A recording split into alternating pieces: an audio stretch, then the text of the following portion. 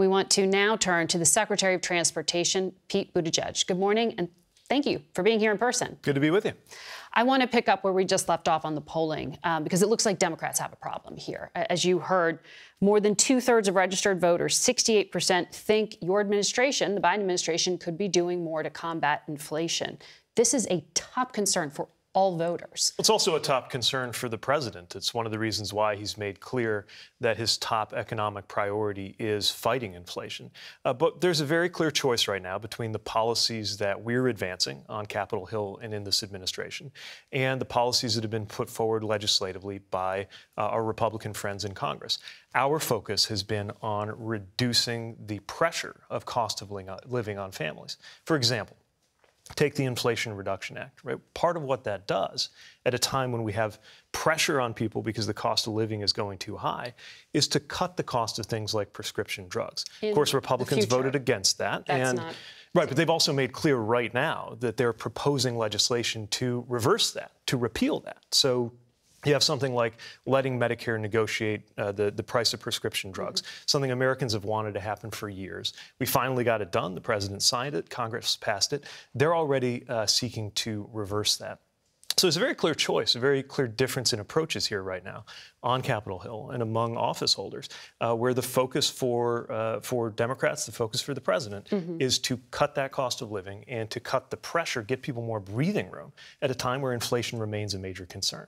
It's not just drug prices that are the problem. I mean, across the board, inflation is hitting people. The cost of shelter, incredible. The administration's policy, though, to speak about the affirmative, as you say, it's a better platform. So let's talk about it. If you've pumped $3.6 trillion in fiscal spending into the economy and you're not politically getting credit for it and inflation is not coming down, how do you argue to the American people that it's actually the best alternative? Well, because if we hadn't done that, if we hadn't rescued the economy through the American Rescue Plan, we would not have had the 10 million jobs that were created under this president. We wouldn't be seeing some of the lowest unemployment numbers in the history of the republic. We would be faced with the kinds of problems that we were faced with when the president arrived, which was an economy that was facing a very real risk of free fall.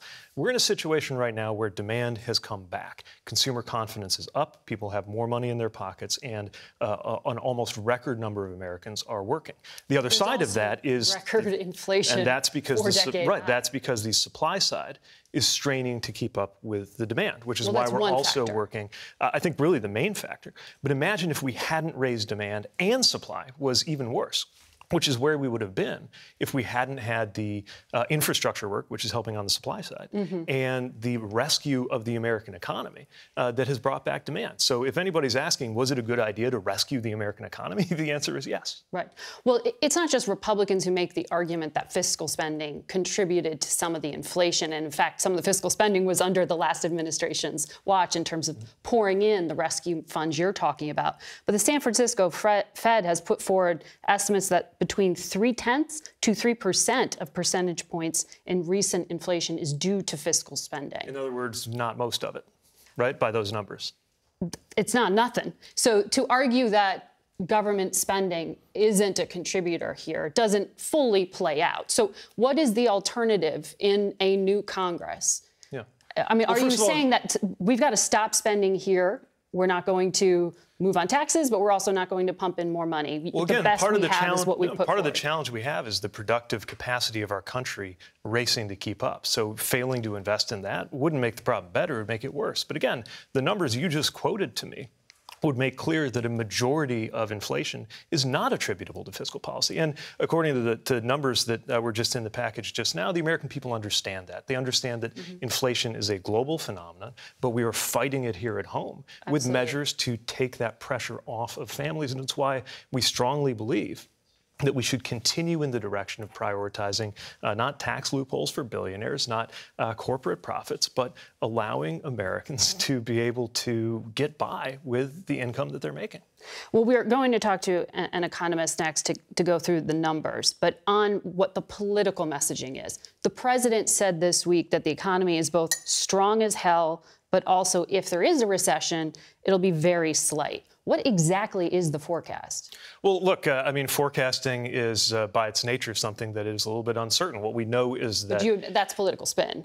Well, look, I don't think anybody could argue that, for example, our unemployment numbers are anything but strong as hell. They're under 4%. That almost never happens. We're at or near the definition of full employment. We also don't have any illusions about the challenges that Americans face with prices. But that's why it's mystifying that as we speak, you got Republicans in Congress arguing against the things that we have done to give Americans a little more breathing room, voting against measures to make prescription drugs cheaper, voting against the $35 insulin cap that's going to be especially important in an environment where you have inflation, against the energy credits that are going to help more Americans save on energy. We are squarely focused on making it easier for Americans to get by on their income. I want to get to infrastructure in a moment, but quickly I want to ask you, you know, the president campaigned on a lot of things.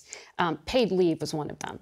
And Democrats stripped that out of the legislation that they were able to get through. Well, I wouldn't describe that as something that Democrats alone did. But yes, obviously paid leave wasn't part. It didn't get through, and you've got unified control right now, although slim majority. I get it.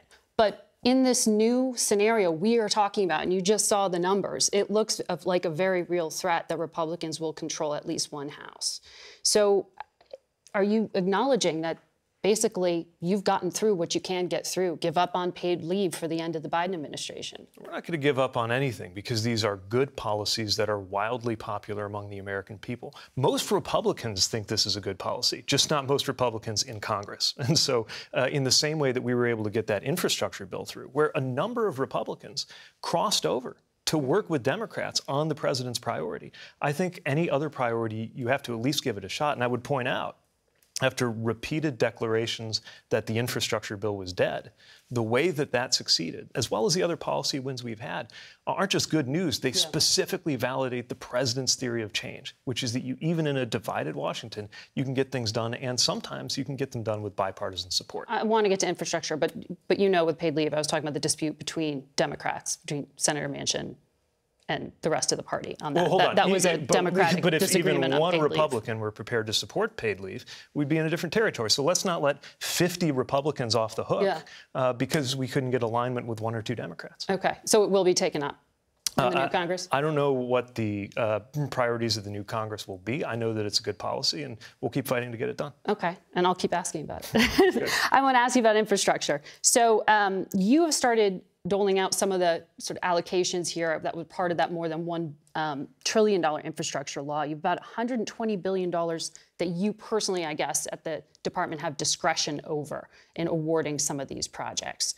Where do you prioritize it? Because we've had a number of mayors on this program talk about their frustration that the money's not getting to them, that they know it's been promised, they've spoken to the White House, but it's not getting to Miami, Florida, and Jackson, Mississippi.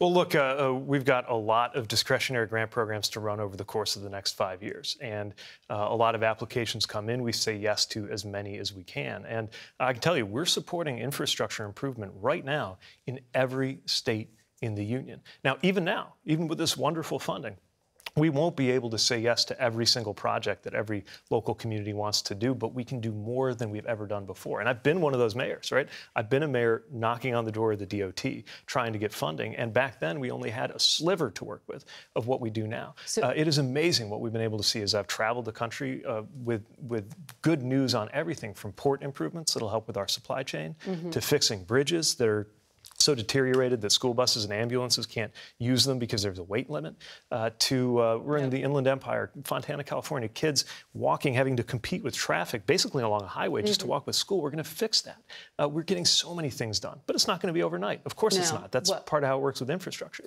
They've been frustrated that it hasn't been delivered, though it has been promised. But I know we have to leave it there today. Mr. Secretary, thank you for coming on the program. We'll be back in a moment.